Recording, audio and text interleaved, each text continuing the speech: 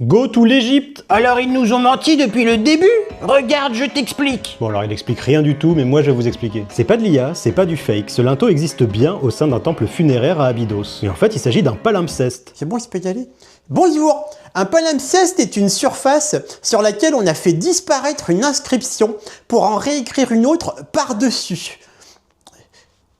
C'était bien? Lorsqu'il était au pouvoir, Séti Ier a fait inscrire ceci, qu'on peut traduire par « celui qui repousse les 9 ennemis de l'Égypte ». Mais lorsque Ramsès II lui a succédé, il a fait recouvrir le texte gravé sous du plâtre pour en réécrire une partie, ce qui donne, en gros, celui qui protège l'Égypte et renverse les pays étrangers. Avec le temps, le plâtre s'est érodé, laissant les deux inscriptions partiellement visibles, créant un effet de pareidolie. Maman, la porte, s'il te plaît. Merci. La pareidolie est un processus mental qui nous fait reconnaître des formes familières là où il n'y en a pas. On mange quoi ce soir? Et en l'occurrence ici, l'effet de pareidolie nous fait voir, entre autres, un Hélicoptère.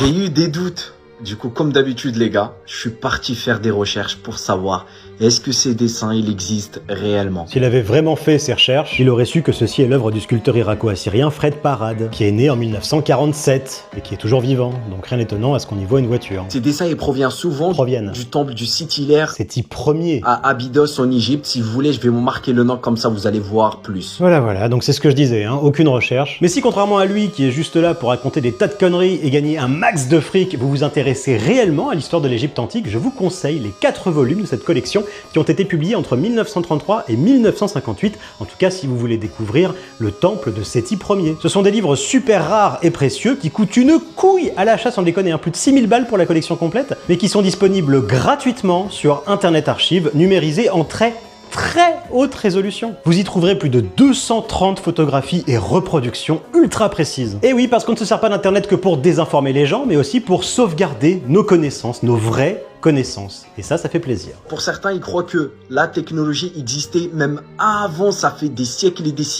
et surtout, elle était beaucoup plus avancée que maintenant.